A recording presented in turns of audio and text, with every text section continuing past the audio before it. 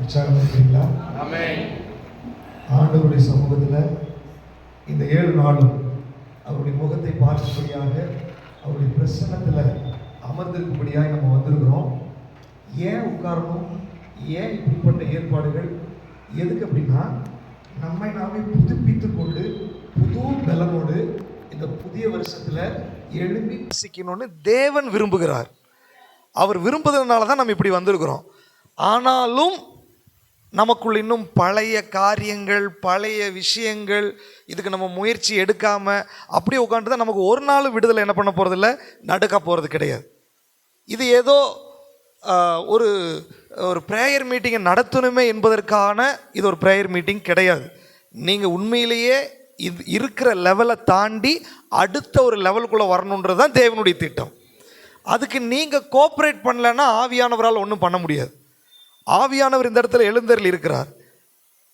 ஆவியானவர் இந்த இடத்துல அசைவாடி கொண்டிருக்கிறார். பெதஸ்தா குளத்தில் தூதன் வந்து கலக்கிறான். உனக்கு விருப்பம் இருக்குதா, நீ போய் அதில் குதிக்கணும். உனக்கு விருப்பம் இருக்குதா, நீ வசனத்தை ரிசீவ் பண்ணணும். உங்களுக்கு விருப்பம் இருக்கிறதா, சேர்ந்து ஜெபிக்கணும். இது ஏதோ டைம் பாஸ் பண்ணக்கூடியதான நேரம் அல்ல.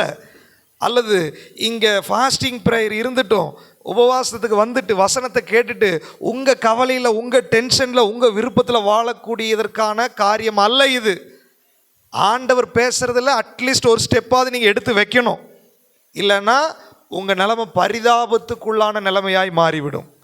ஆவியானவர் நம்ம மேலே இரக்கம் உள்ளவராக இருந்ததுனால நம்ம கூடி ஜெபிக்கிறதுக்கான தருணத்தை ஆண்டவர் ஏற்படுத்தி இருக்கிறார். எத்தனையோ பேருக்கு அது நடக்கலை. ஆனால் இன்றைக்கி நமக்கு கூடி ஜெபிக்கும்படி ஆன்லைன்லேயே ஆனாலும் இங்கே ஆனாலும் நம்ம உட்காந்து ஜெபிக்கிறதுக்கு தேவன் கிருபை கொடுத்துருக்கிறார். இந்த நேரத்தை வேஸ்ட் பண்ணிங்கன்னு சொன்னால், இந்த நேரத்தில் ஒரு காதில் வாங்கி ஒரு காதில் விட்டுட்டு நீங்கள் உங்கள் இஷ்டத்துக்கு போயிட்டு இருந்தேன்னு சொன்னால் அது பெரிய பிரச்சனையில் போய் முடிய ஆரம்பிச்சிடும். ஒரு நிமிஷம் கண்களை மூடி எல்லாரும் ஆண்டவரை நோக்கி பாருங்கள். எல்லாம் டிஸ்டர்ப் பண்ணுகிற அந்தகார வல்லமைகளெல்லாம் அழியட்டு. இப்பொழுது ஒரு மனப்பாட்டை சீர்குலைக்கிற எல்லா அந்தகார கிரியைகள், ஒரு மனப்பாட்டுக்கு விரோதமாய் தேவ சத்தம் உள்ளே போக முடியாதபடி, தீர்மானம் எடுக்க முடியாதபடி, கவலைகளையும் போராட்டங்களையும் துக்கங்களையும் கொண்டு வருகிற அந்தகார வல்லமைகள் அழிக்கப்படும்படியாய் ஒப்பு கொடுத்து ஜெபம் பண்ணுங்க. ஒப்பு கொடுத்து ஜெபம் பண்ணுங்க. ஹாலே ஆண்டவரே, நான் கீழ்ப்படுகிற ஆண்டவரே, முரட்டாட்ட இருதயத்தை மாத்துங்க ஆண்டவரே, ஒபே பண்ற ஆண்டவரே, கீழ்ப்படுகிற ஆண்டவரே, உம்முடைய சத்தத்துக்கு நான் செவி சாய்க்கிற ஆண்டவரே. எல்லாரும் வாய்களை திறந்து சொல்லாமா? வாய்களை திறந்து சொல்லுங்க. நான் கீழ்ப்படுகிற ஆண்டவரே. ஹல்லேலூயா. நன்றி ஆண்டவரே, நன்றி தகப்பனே, நன்றி ஆண்டவரே. ஹல்லேலூயா. நன்றி ஆண்டவரே, நன்றி நன்றி நன்றி ஆண்டவரே. வல்ல ஜீவ வாக்கு தத்தங்கள் வரைந்தனக்காய் ஈந்ததாலே ஸ்தோத்திரம்.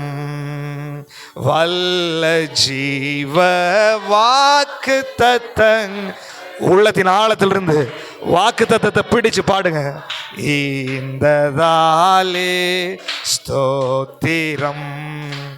ஆபத்திலே அருந்துணையே, பாதைக்கு நல்ல தீபமிதே.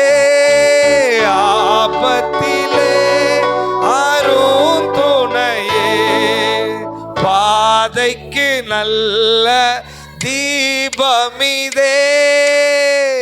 என்னை மறவா. எல்லாரும் கரங்களை தட்டி, எல்லா கவலைகள் வேரோடு அழிக்கப்படுகிறது. வாக்கு தத்தம் பண்ணின தேவன் உங்களை பற்றி பிடிக்க போகிறார். என்னை மறவா இயேசுநாதா, உந்தன் தயவால் என்னை நடத்தும். உனக்கே உயிராய் எழும்பும் ஆயுதம் வாய்த்திடாதே என்றதாலே ஸ்தோத்திரம். உனக்கே உயிராய் எழும்பும் ஆயுதம் வாய்த்திடாதே என்றதாலே ஸ்தோத்திரம். பரந்திடுமே உம் நாமத்திலே, பரனே எனக்காய் ஜெய கொடியே. ஜெயிக்க போறீங்க, எல்லாத்துலயும் ஜெயிக்க போறீங்க. பரனே எனக்காய்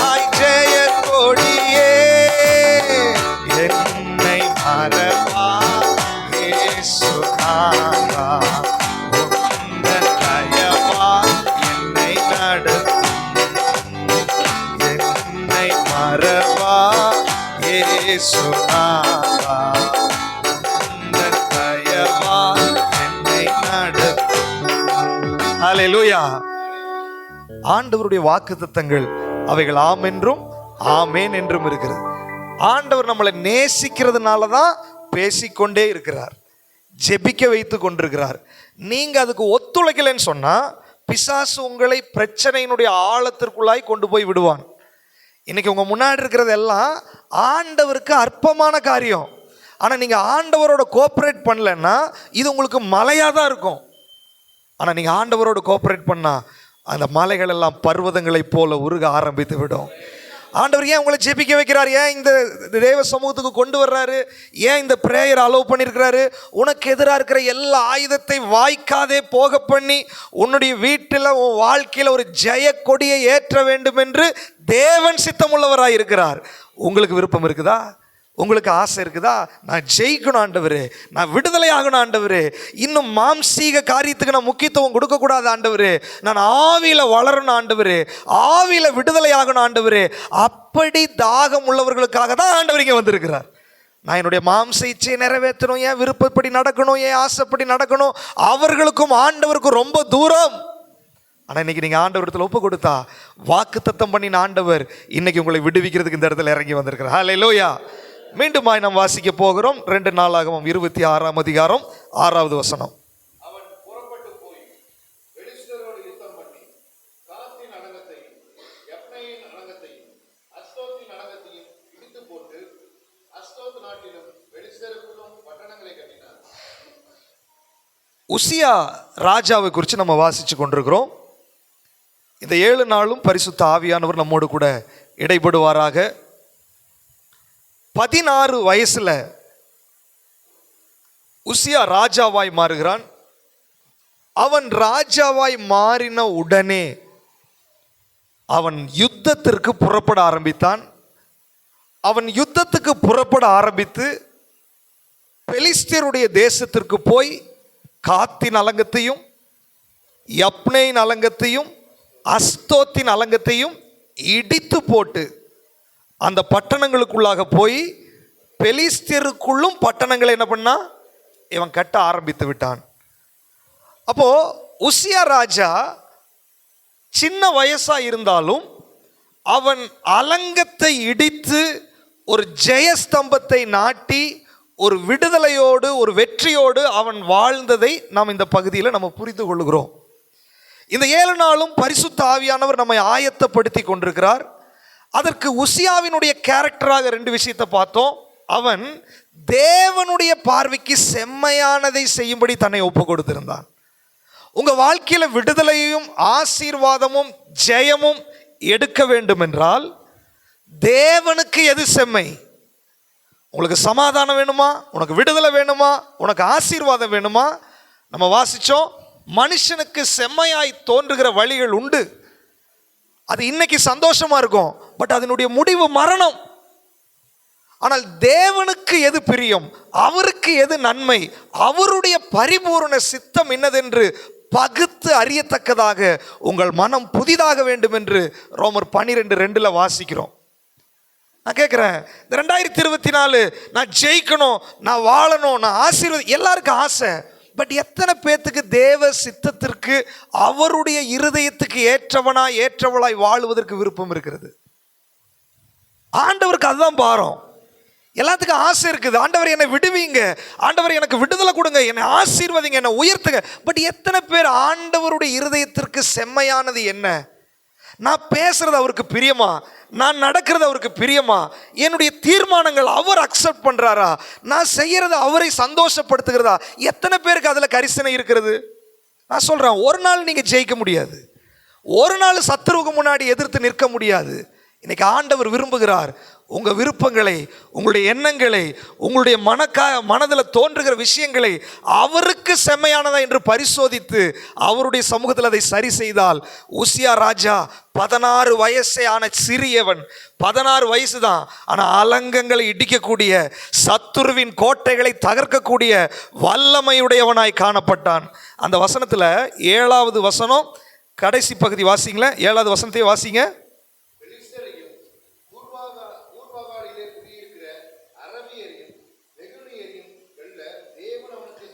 தேவன் அவனுக்கு துணை நின்றார்.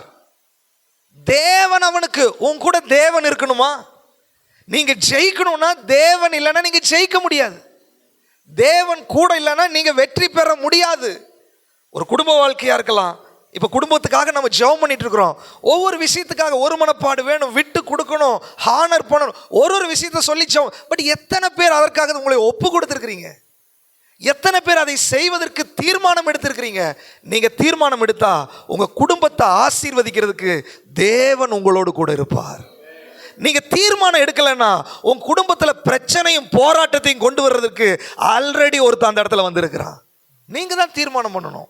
உங்க வாழ்க்கையினுடைய ஆசீர்வாதத்தினுடைய அந்த சாவியை ஆண்டவர் வைத்திருக்கிறார். அதை வைத்து திறக்க வேண்டியது உங்களுடைய காரியம்தான். பட் எத்தனை பேர் நம்ம தீர்மானம் பண்றோம்?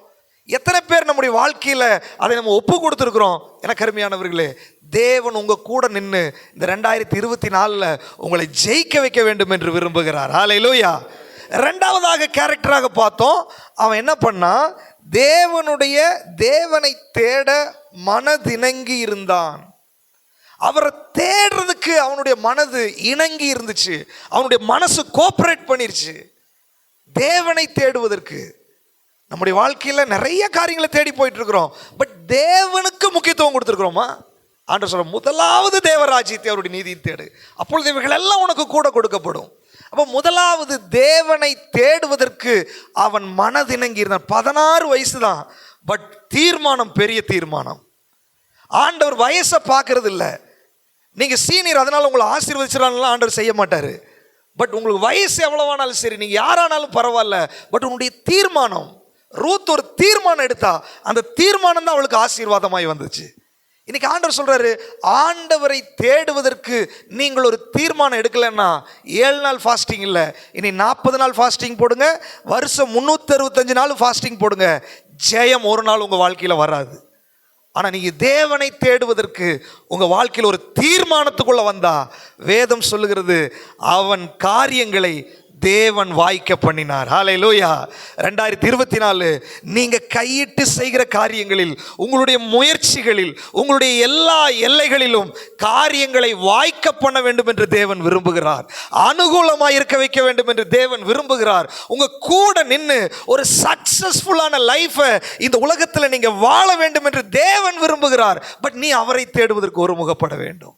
உங்க மனதை நீங்க ஒப்பு கொடுக்க வேண்டும். எனக்கு அருமையானவர்களே, நாம் இந்த தீர்மானங்களில் உறுதியா இல்லைன்னா இந்த 7 நாள் முடிஞ்சாலும் பழைய கதை தான் உங்க வாழ்க்கையில தொடங்கும். நீங்க தீர்மானம் எடுத்தால் 7 நாளுக்காக வெயிட் பண்ண வேண்டாம். இன்றே கர்த்தருடைய வல்லமை உங்களுக்காக புறப்பட ஆரம்பிக்கும். இன்றே கர்த்தர் உங்களுக்காக யுத்தம் பண்ண ஆரம்பிப்பார். இன்றே கர்த்தருடைய மகிமையை நீங்கள் காணப்போகிறீர்கள். எத்தனை பேர் தீர்மானம் எடுக்க போறீங்க? ஒரு அல்லேலூயா சொல்லுங்க. அல்லேலூயா. இன்னைக்கு ஆண்டவருக்கு முன்னாடி ஒரு மனுஷன் முகத்தை பார்க்கிறான். கர்த்தர் உங்க உள்ளத்தை பார்க்கிறார். இங்க உட்கார்ந்து இருக்கிறவங்க என்ன யோசித்து கொண்டிருக்கிறீங்க? உங்க பிளான் என்ன? இங்க எல்லாம் கேட்டுட்டு வெளியே போய் ஏன் விருப்பப்படிதான் நான் செய்வேன், உன் பிளான் எல்லாம் தேவனுக்கு தெரியும். இன்னைக்கு ஆண்டவர்கிட்ட ஒப்பு கொடு. ஆண்டவரே, என் மனசும் என்னுடைய வெளியில் பிரகாரமான காரியங்களும் உமக்கு முன்பாக பிரீதியா இருக்கணும். தாவீது சொல்றான், என் கண்மலையும் மீட்பருமாகிய கர்த்தாவே, என்னுடைய வாயின் வார்த்தைகளும் என்னுடைய இருதயத்தின் தியானமும் உம்முடைய சமூகத்துல பிரீதியா இருப்பதாக. இருதயத்தில் ஒன்று நினைச்சிட்டு வெளி வேஷம் போட்டுட்டு இருந்துட்டு இருந்தா ஆண்டவரை ஏமாத்தலாம் நினைச்சிடாதீங்க. ஒரு நாள் நீங்க ஆண்டவருடைய கரத்தில் விழுக வேண்டிய ஒரு சூழ்நிலை வந்துவிடும். அதற்கு முன்பாக இன்றைக்கு மனம் திரும்புங்கள் என்று ஆவியானவர் சொல்லுகிறார். ஹல்லேலூயா, ஹல்லேலூயா. அடுத்ததாக நம்ம வாசிச்சோம், இந்த உசியா யுத்தம் பண்ண புறப்பட்டு பெலிஸ்தீர்களுடைய தேசத்துக்குள்ள போயிட்டான். போய் காத்தின் அலங்கத்தை எடுத்த உடனே ராட்சசன் இருக்கிற இடத்துல தான் கையை வச்சான். காத்தின் அலங்கத்தை இடித்து போட்டான். நம்ம அதை குறித்து நேற்றைக்கு சிந்திச்சோம். அந்த அலங்கத்தை இடிக்கிறதற்கு ஆவிக்குரிய விஷயமாய் நம்ம பார்த்த விஷயங்கள், அபிஷேகம் இல்லாமல் அலங்கம் இடியாது. அபிஷேகம் இல்லாமல் நீங்க எழும்பி பிரகாசிக்க முடியாது. நிறைய பேருக்கு ஒரு பெரிய பிரச்சனை என்னன்னா, அபிஷேகம் வேணும், அபிஷேகம் வேணும், அபிஷேகம் வேணும். வாஞ்சை நிறைய இருக்குது, ஆனா அபிஷேகம் பெற்றுக்கொள்ளல. ஏன்? ஆண்டவர் வாக்குத்தத்தம் கொண்டு இருக்காரு. அபிஷேகத்துக்கு 2 வார்த்தை தான். ஒன்னு தாகமா இருந்தா நான் கொடுப்பேன்ட்டாரு, இன்னொன்னு நீ கேளு நான் கொடுக்குறேன்ட்டாரு. அவ்வளவுதான். ஆனா தாகமா இருக்கிறீங்க, கேட்குறீங்க, பட் ஏன் கிடைக்கல? நல்லா தெரிஞ்சுக்கோங்க. பரிசுத்த ஆவியானவர் உங்களை அபிஷேகம் பண்ணுவதற்கு எதெல்லாம் தடைன்னு பார்க்குறாரோ அந்த தடை நீங்காம உங்களை அவர் அபிஷேகம் பண்ண முடியாது. நிறைய பேருக்கு தாகம் இருக்குது, வாஞ்சை இருக்குது, ஆனா ஆவியானவர் சொல்லுகிறபடி, ஆவியானவர் விரும்புகிறபடி உங்களை வளைவதற்கு நீங்க விட்டு கொடுக்க மாட்டேங்கிறீங்க. நான் இப்படிதான் இருப்பேன், அவர் வந்து என்னை அபிஷேகிக்கணும், நான் என்னோட ஸ்டாண்டர்ட் இப்படிதான், அவர் வந்து எனக்கு வரங்களை கொடுக்கணும். ஒரு நாள் அவர் செய்ய மாட்டார், ஒரு நாள் அது நடக்காது. ஆண்டவர் சொல்ல, நீ மேலறையில் போய் காத்துரு, மேலறையில் தான் அபிஷேகம் வரும், உன் வீட்டுக்கு அபிஷேகம் அல்ல. அப்படின்னா வீட்டில் அபிஷேகம் பண்ணப்பட்டார்ன்ற அர்த்தத்தில் நான் சொல்லலை. தேவன் விரும்புகிற இடத்துல நீ இரு, தேவன் எதிர்பார்க்கிற மாதிரி உன் வாழ்க்கையை மாற்று. ஆவியில ஆராதிக்கிறோம் நிறைய பேர், அபிஷேகத்துக்குள்ள நிக்கிறோம் நிறைய பேர் இருக்கோம், ஆனால் அபிஷேகம் பெறாம இன்னும் நிறைய பேர் உட்கார்ந்துருக்கீங்க. ஏன்? ஆண்டவர் சொல்ற, அபிஷேகம் இல்லாம நீ ஜெயிக்க முடியாது, அபிஷேகம் இல்லாமல் அலங்கத்தை இடிக்க முடியாது, அபிஷேகம் இல்லாமல் யுத்தத்திற்கு நீ புறப்பட முடியாது, அபிஷேகம் இல்லாமல் நீ செலவழிக்கிற ஒவ்வொரு நாளும் பிசாசுக்கு சந்தோஷம்தான். நீ அபிஷேகம் இல்லாதபடி என்ன ஜெபம் பண்ணாலும் சரி, என்ன யுத்தம் பண்ணாலும் சரி, தெரியும் ஒரு லிமிட்டுக்கு மேல உங்களால போகவே முடியாது, ஒரு எல்லைக்கு மேல உங்களால போகவே முடியாது. இன்னைக்கு ஆண்டவர் சொல்றாரு, எல்லைகளை உடைத்து கர்த்தருக்காக நீ வைராக்கியமா நிக்கணும்னு சொன்னா அந்த பரிசுத்த ஆவியானவர் உன்னை நிரப்ப வேண்டும் என்று விரும்புகிறார். இன்றைக்கு நீங்க ஆயத்தமா இருந்தா வசனம் கேட்டு கொண்டிருக்கும் போதே ஆவியானவர் இறங்குவார். கொர்நேலி வீட்டில் இவர் ஒரு காரியத்தை பிரசங்கம் பண்ணி கொண்டிருக்கிறாரு, அங்க வசனத்தை கேட்கும் போதே ஆவியானவர் இறங்க ஆரம்பித்து விட்டார். அவர் பட்சபாதம் உள்ளவர் அல்ல, மாம்சமான யாவர் மேலும் என்னுடைய ஆவியை ஊற்றுவேன் சொல்லியிருக்கிறாரு. அவர் பாரபட்சம் பார்க்கிற தேவன் அல்ல. இன்றைக்கு உன்னை அபிஷேகம் பண்ண வேண்டும் என்று விரும்புகிறார், உங்களை நிரப்ப வேண்டும் என்று விரும்புகிறார். ஒருவேளை ஆன்லைன்ல கேட்டுக்கொண்டிருக்கலாம், நீங்க எவ்வளவு தூரமா இருந்தாலும் அவர் சமீபத்துக்கு மாத்திரமல்ல, அவர் தூரத்திற்கும் தேவனாய் இருக்கிறார். உன்னுடைய இருதயத்துக்குள்ள ஒரு தாகம் இருந்தால், உனக்குள்ள ஒரு வாஞ்சை இருந்தால், நீர் என்ன சொன்னாலும் செய்வதற்கு, ஆண்டவரே நான் மனுஷனை பார்க்க மாட்டேன்ப்பா, உண்மைதான் நான் பாப்பா ஆண்டவரே, உமக்காக எதையும் விடுவதற்கு நான் தயார், உமக்காக எதையும் விட்டு கொடுப்பதற்கு நான் தயார், உமக்காக எதையும் செய்வதற்கு நான் தயார் சொல்லுகிற யாருக்கு அந்த வைராக்கியம் இருக்கிறதோ அவர்கள் தான் அபிஷேகம் பெறுவதற்கு தகுதி உள்ளவர்கள். கர்த்தருக்காக இழப்பதற்கு நீ தயாரா? கர்த்தருக்காக விட்டு கொடுப்பதற்கு நீ தயாரா? கர்த்தருக்காக எதையும் எதிர்த்து நிற்பதற்கு நீ தயாரா? அப்படிப்பட்டவர்களை தேடிதான் பரிசுத்த ஆவியானவர் வந்து கொண்டிருக்கிறார். அவர்களை கொண்டுதான் அலங்கங்கள் இடிக்கப்படும், அவர்களை கொண்டுதான் சத்துருக்களை முறியடிக்கப்பட முடியும். இல்ல நீ உட்கார்ந்து எனக்கு இதுவும் வேணும் இதுவும் வேணும், நான் இதையும் விட மாட்டேன் இதையும் விட மாட்டேன், நீங்க தலைகீழா நின்னாலும் அபிஷேகத்தை பெற்றுக்கொள்ள முடியாது, நீ தலைகீழா நின்னாலும் ஆவியானவர்களை நீ நிரம்ப முடியாது. இன்னைக்கு ஆண்டவர் எல்லாரையும் அபிஷேகம் பண்ண வேண்டும் என்று விரும்புகிறார். நீங்கள் கேட்கணும், ஆண்டவரே என்ன தடையாக இருந்தாலும் அதை மாற்றி போட்டு என்னை நான் ஒப்பு கொடுக்குறேன் ஆண்டவரே, நீர் என்னை அபிஷேகித்தே ஆக வேண்டும் ஆண்டவரே.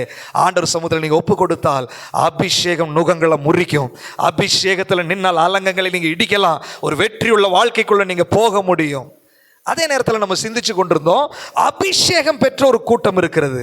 அடுத்தது, அபிஷேகம் இருந்தும் சவுல் மாதிரி பயந்து கொண்டு உட்கார்ந்து, ஒரு காலத்தில் வைராக்கியம் இருந்துச்சு, பெலிஸ்தியர்களை முறியடித்தவன் தான், யுத்த புருஷனாக தான் இருந்தான், சமஸ்த இஸ்ரவேலின் மேலும் இவனை மாதிரி ஒரு உயரம் உள்ளவன் கிடையாது, அவன் முதலாவது தேவன் தெரிந்தெடுத்த ஒரு ராஜாவாக தான் இருந்தான்.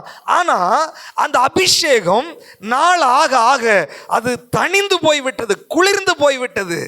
ஆனால் தாவீதுன்னு ஒருத்தர் இருந்தான், அவன் காட்டுக்குள்ளதான் இருந்தான், அவன் அபிஷேகம் ஆராதனையில் அனல் மூட்டப்பட்டு கொண்டே இருந்தது, அவன் ஆராதித்து கொண்டே இருந்தான், அவனுடைய அபிஷேகம் கொதித்து கொண்டே இருந்துச்சு. கோலியாத்தை பார்த்த உடனே அது வேலை செய்ய ஆரம்பித்து விட்டது. அபிஷேகம் உங்களுக்குள்ள இருக்கலாம், ஆனால் நாள் ஆக ஆக மங்கி மங்கி மங்கி போயிருக்கிற அபிஷேகம் இருந்திருந்தால், நீங்க அபிஷேகம் இருக்கிறது, அந்நிய பாஷை பேசுற, விஷன்ஸ் வருது, வெளிப்பாடு வருது, தீர்க்க தரிசனம் வருது, ஆனா சத்துருவை முறியடிக்க முடியல, ஆனா பிரச்சனையை எதிர்கொள்ள முடியல, ஆனா தடைகளை உடைக்க முடியல. காரணம் என்ன? அபிஷேகம் இருக்கிறது, நீ ஆராதிக்க மாட்டேங்கிற. அபிஷேகம் இருக்கிறது, உன்னுடைய வாயை நீ திறக்க மாட்டேங்கிற. அபிஷேகம் இருக்கிறது, தேவ சமூகத்தில் நீ துதிக்க மாட்டேங்கிற.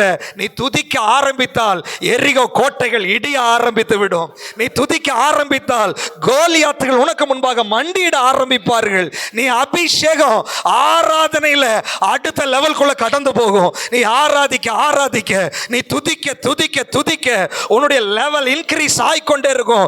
தாவீது அதை பிராக்டிஸ் பண்ணுனா, சிங்கம் எதிர்த்து வந்தது, அதை அடித்து கொன்று போட்டான். கரடி எதிர்த்து வந்தது, அடித்து கொன்று போட்டார். ஒரு ராட்சசன் முன்னாடி நிக்கிறான், அவன் சொல்றான் அது சிங்கத்துக்கும் கரடி மாதிரி இவனும் ஒரு மிருகம் தான். எனக்கு இயேசுவின் நாமத்தில் ஜீவனுள்ள தேவனை நிந்திக்கிறதற்கு நீ யார் என்று சொல்லி கோலியாத்தை முறியடிக்கிறான். அவன் தான் அபிஷேகம் உள்ளவன். அவனுக்குள்ள அந்த அபிஷேக வைராக்கியம் இருந்துச்சு. எனக்கு அருமையானவர்களே, நம்ம அபிஷேகம் பெற்றிருக்கிறோம், அபிஷேகம் இருக்குது, அந்நிய பாஷை பேசுறோம், ஆவியில நிற, பட் கோலியாத்துகள் விழ மாட்டேங்கிறான். அபிஷேகம் இருக்குது, அந்நிய பாஷை பேசுறோம், ஆனால் சத்துருவின் கோட்டையை தகர்க்க முடியல.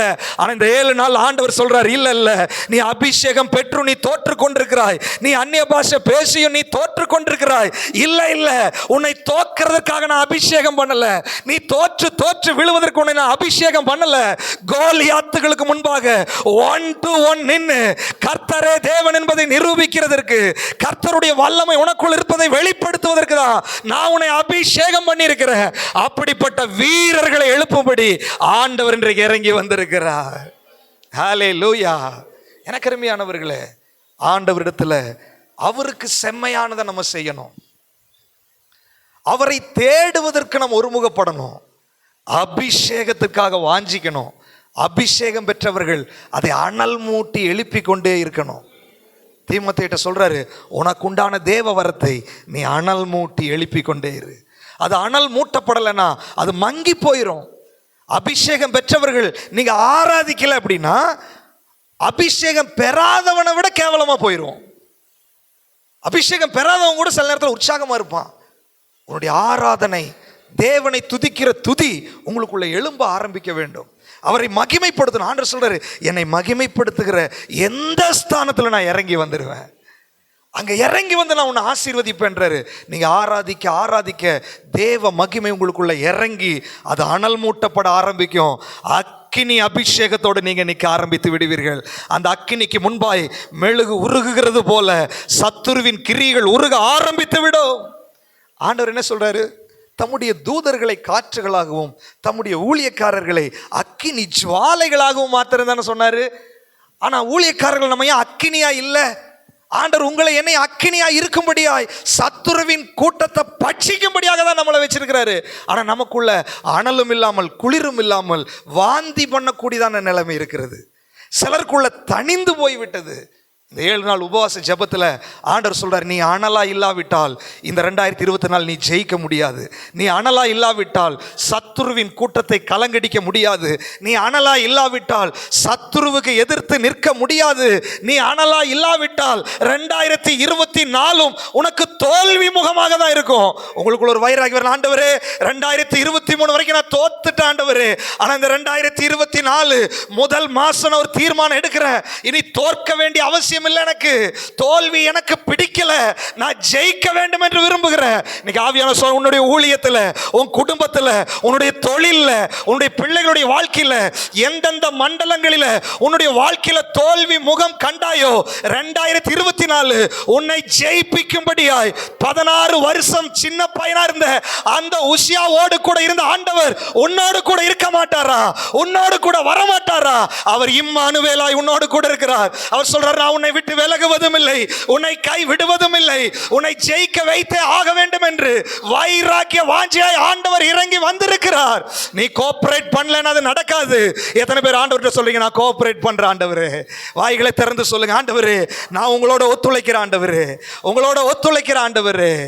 Thank you lord. ஹல்லேலூயா, ஹல்லேலூயா. இந்த 7 நாளும் உங்களை அக்கினியாய் மாற்றி ஜெயிக்க வைக்க போகிறார். இன்றைக்கு அடுத்த அலங்கத்தில் என்ன செஞ்சார் சொல்லி நம்ம வாசிக்க போகிறோம். 6வது வசனத்தில், அவன் புறப்பட்டு போய் பெலிஸ்தியரோடு யுத்தம் பண்ணி காத்தின் அலங்கத்தையும் யப்னேயின் அலங்கத்தையும். 2வது அலங்கம் யப்னேயின் அலங்கம். அந்த அலங்கம் இடிக்கப்பட வேண்டும். யப்னேயின் அலங்கம் என்றால் என்ன?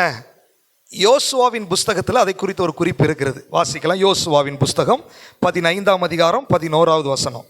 வேகமாக வாசிங்கள். யோசுவா.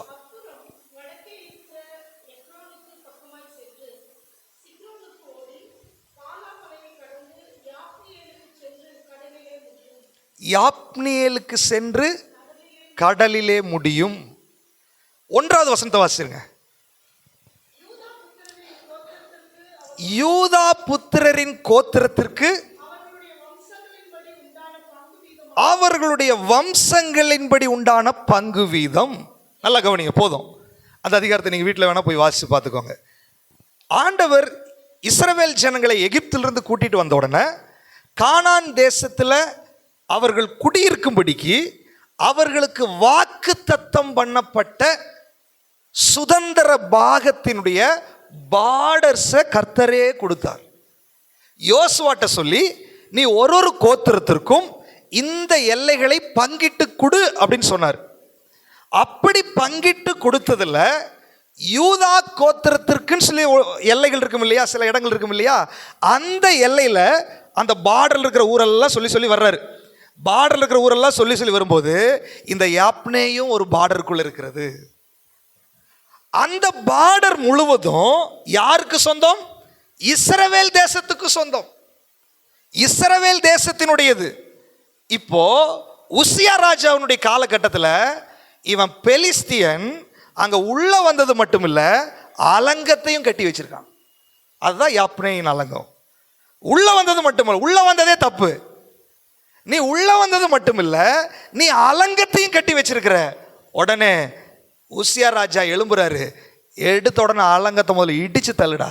யாரோட இடத்துல நீ அலங்கத்தை கட்டி வச்சிருக்கிற? யாரோட எல்லைக்குள்ள நீ வந்திருக்கிற?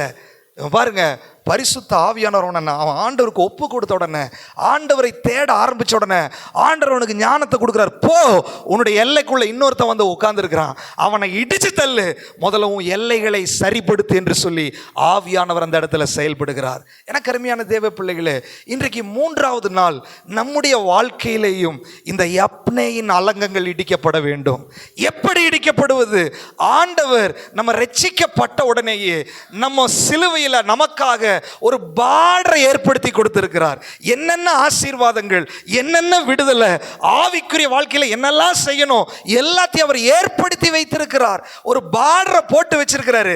அந்த பார்டருக்குள்ள இன்றைக்கு பெலிஸ்தியன் உள்ளே வந்து விட்டான். இன்னைக்கு மீதியானியர்கள் உள்ள வந்துட்டாங்க. பாவம் உள்ள வந்துருச்சு, பிசாசு உள்ள வந்துருச்சு. அவன் உள்ள வந்தது மட்டுமல்ல, அலங்கத்தையும் கட்டி வச்சிருக்கிறான். நம்ம நினைச்சிட்டு இருக்கிறோம், ஓ என்னோட ஏரியா இவ்வளவுதான்.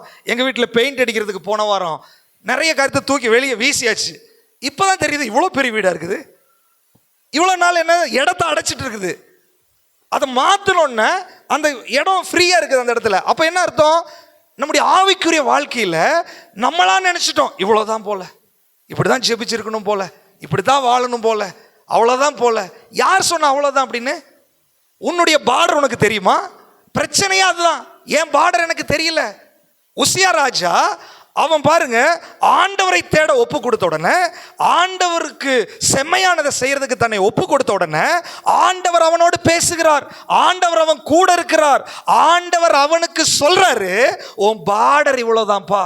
நல்லா தெரிஞ்சுக்கோங்க, அவனுடைய நாட்டினுடைய பார்டர் தெரியாம அவன் ராஜாவா இருக்க முடியாது. அவனுடைய நாட்டினுடைய எல்லை தெரியாம அவன் யுத்தம் பண்ண போக முடியாது. நம்முடைய பிரச்சனை என்ன தெரியுமா? நம்முடைய ஆவிக்குரிய வாழ்க்கையில நம்ம பார்டர் என்னன்னே நமக்கு தெரியல, விடுதலை என்னன்னே நமக்கு தெரியல. பார்டர் தெரியாம நீ எப்படி யுத்தம் பண்ண முடியும்? பல நேரங்களில் நம்ம யுத்தம் பண்ணி தோற்று போய் விட்டோம். நான் கேட்கிறேன், இந்த பார்டர் தெரிஞ்ச உடனே பெலிஸ்தியர்கள் உள்ள வந்துட்டான். யப்னேயின் அலங்கம் அந்த இடத்துல இடிச்சு தள்ளன, ஆண்டவர் அவன் கூட இருந்தார். வேதம் சொல்லுகிறது அவர் கூட இருந்தார். ஏன் கூட இருந்தாரு? அது ப்ராமிஸ்ட் லேண்ட், அது அவனுடைய எல்லை.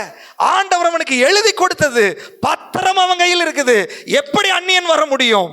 நம்முடைய வாழ்க்கையில நிறைய யுத்தம் பண்ணுகிறோம், தோற்று போகிறோம். ஏன்? உனக்கு தெரியல. உன்னுடைய எல்லை தெரியாம வேற எல்லையில போய் நீ ஜெபம் பண்ற. உன்னுடைய எல்லை தெரியாம இதுக்காக ஜெபம் பண்ற, இது வேணும்னு ஜெபம் பண்ற, இது வேணும்னு ஜெபம் பண்ற. நீ கேட்கறதெல்லாம் கொடுக்கறதுக்கு ஆண்டவர் அல்ல. சிலுவையில் உனக்கு ஒரு பத்திரத்தை எழுதி வச்சிருக்கிறாரு. அந்த பத்திரத்தில் உள்ளதை நீ கேட்டா பரலோக சேனை இறங்கி வரும் அந்த யுத்தத்திற்கு. பத்திரத்தில் உள்ள ஆசீர்வாதங்களை, பத்திரத்தில் உள்ள சமாதானத்தை, பத்திரத்தில் உள்ள சந்தோஷத்தை நீ அதை கேட்டா அதற்காக யுத்தம் செய்வதற்கு பரலோகம் இறங்கி வரும். 2023 வரைக்கும் நம்முடைய யுத்தத்தினுடைய மெத்தடே தப்புன்றார் ஆண்டவர். இந்த உசியா ராஜா தெளிவா முன்னாடி போறான். போன உடனே இவன் ராஜ்யபாரம் ஆரம்பிச்ச உடனேயே முதல் வேலையா அதுதான். பாருங்க, இந்த வருஷத்தை நம்ம தொடங்கிட்டோம். முதல் வேலை ஆண்டவர் நம்மகிட்ட என்ன சொல்றாரு? உன் பார்டரை எல்லாம் நீ கொஞ்சம் கரெக்ட் பண்ணு. அந்த பார்டரில் வாசிக்கலாம். கொலோசியர் 1ஆம் அதிகாரம், வேகமாக வாசிக்கணும், நமக்கு டைம் ஆயிடுச்சு இன்னைக்கு. கொலோசியர் 1ஆம் அதிகாரம் 13வது வசனத்தை வாசிங்களேன். இருளின் அதிகாரத்தினின்று நம்மை விடுதலையாக்கி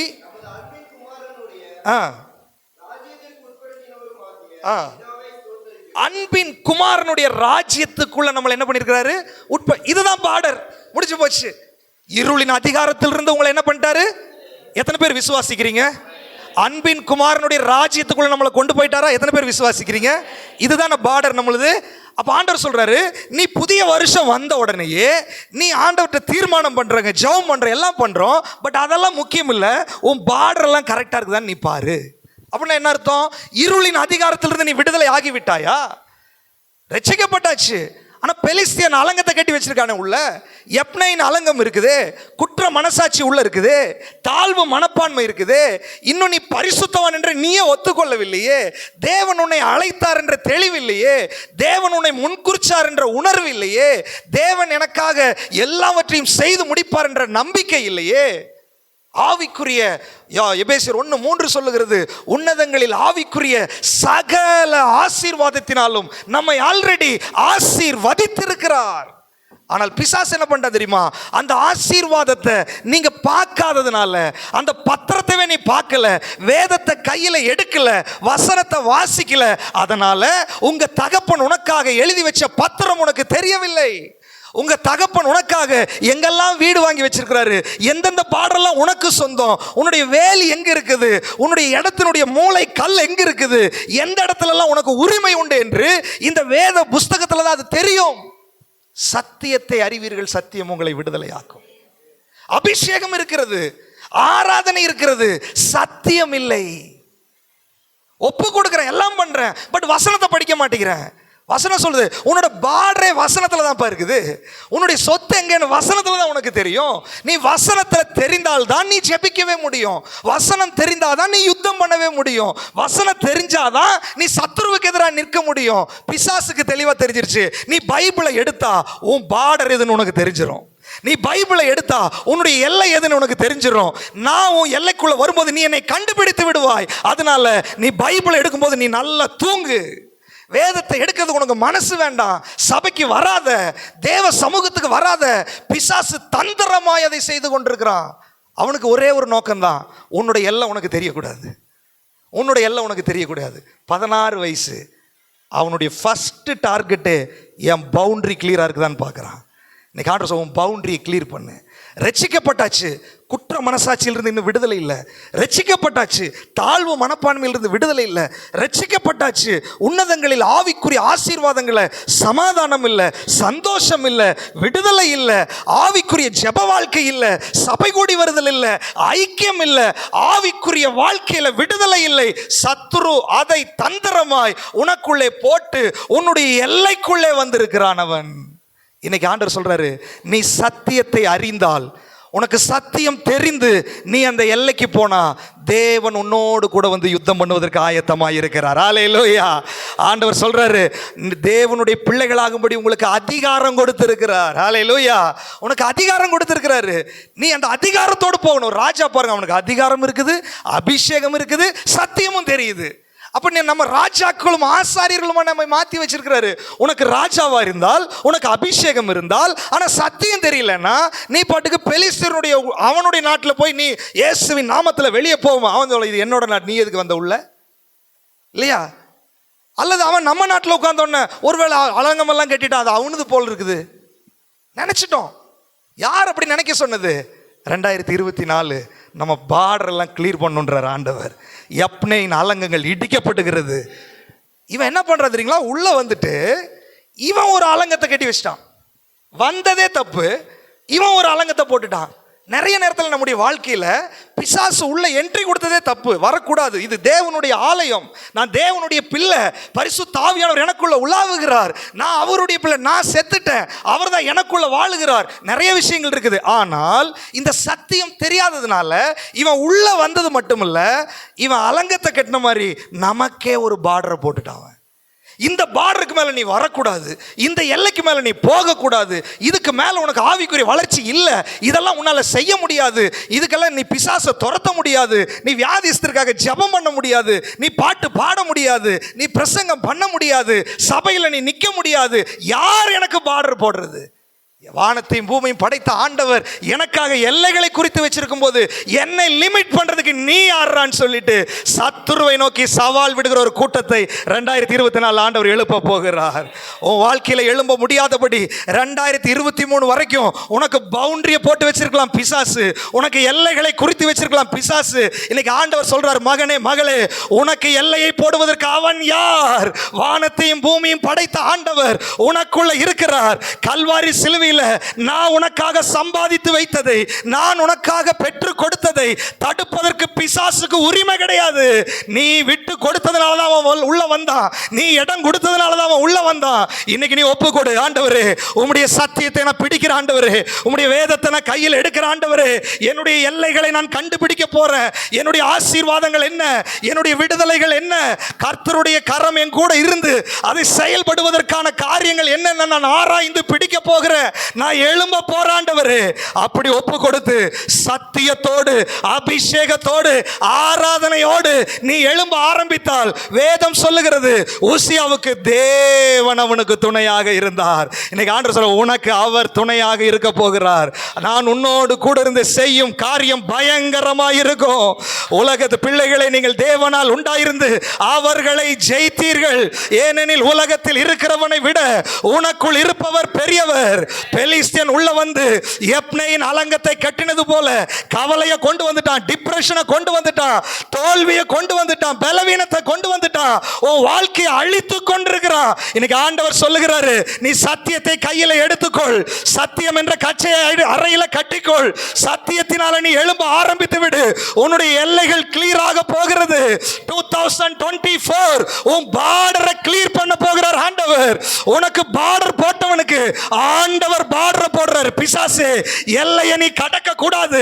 சமுத்திரத்துக்கு பார்டர் போட்டவர் உனக்குள் இருக்கிறார். அவரை தாண்டி இவன் உனக்கு பார்டர் போட முடியாது. நீ எழும்ப கூடாது, ஆசீர்வாதத்தை சுதந்திரித்துக் கொள்ள கூடாது, நீ துதிக்க கூடாது, நீ ஊழியம் செய்யக்கூடாதுன்னு சொல்லி எங்கெல்லாம் பார்டர் போட்டானோ இன்னைக்கு ஆண்டவர் இன்னைக்கு ராத்திரி அந்த அலங்கத்தை இடித்து கொண்டிருக்கிறார். எத்தனை பேர் விசுவாசிக்கிறீங்க? நம்ம நாளைக்கு கண்டினியூ பண்ண போறோம். அப்படி ஆராதிக்க ஆரம்பிங்க, ஜெபிக்க ஆரம்பிங்க. ஹல்லேலூயா. அலங்கங்கள் இடிக்கப்படட்டும். சொல்லுங்க, ஆண்டவரே, நீர் எனக்காக வைத்திருக்கிற ஆசீர்வாதங்களை, நீர் எனக்காக வைத்திருக்கிற விடுதலைகளை, நீர் எனக்காக வைத்திருக்கிற சகலவிதமான காரியங்களையும் நானும் ஜெபித்து பார்த்துட்டேன், போராடி பார்த்துட்டேன். ஆண்டவரே, இன்னும் நான் விடுதலை பெற்றுக்கொள்ள முடியலப்பா. இன்னைக்கு நான் ஒப்பு கொடுக்கிறேன். என்னுடைய பவுண்டரி எனக்கு தெரியல ஆண்டவரே, என்னுடைய எல்லைகள் எனக்கு தெரியல ஆண்டவரே, என்னுடைய பார்டர் எனக்கு தெரியலப்பா. பிசாசு உள்ள வந்து நான் சிலுவையில் பெற்று கொடுத்த சமாதானத்தையும் சந்தோஷத்தையும் விடுதலை அனுபவிக்க முடியாதபடி என்னை தடுத்து கொண்டிருக்கிறான். பட் இன்னைக்கு ராத்திரி பரலோகத்தில் எனக்காக ஜீவனை கொடுத்த, எனக்காக ரத்தம் சிந்தின இயேசுவின் நாமத்தில், பிசாசே, என்னுடைய எல்லைகளை விட்டு வெளியே போ, என்னுடைய வாழ்க்கையை விட்டு வெளியே போ, என்னுடைய பவுண்டரி விட்டு வெளியே போ. இயேசுவின் நாமத்தில் கட்டளை கொடு. உனக்கு அதிகாரத்தை கொடுத்திருக்கிறாரு. அதிகாரம் கையில் இருக்கிறது. சர்ப்பங்களையும் தேள்களையும் மிதிக்கவும், சத்துருவினுடைய சகல வல்லமைகளை மேற்கொள்ளவும்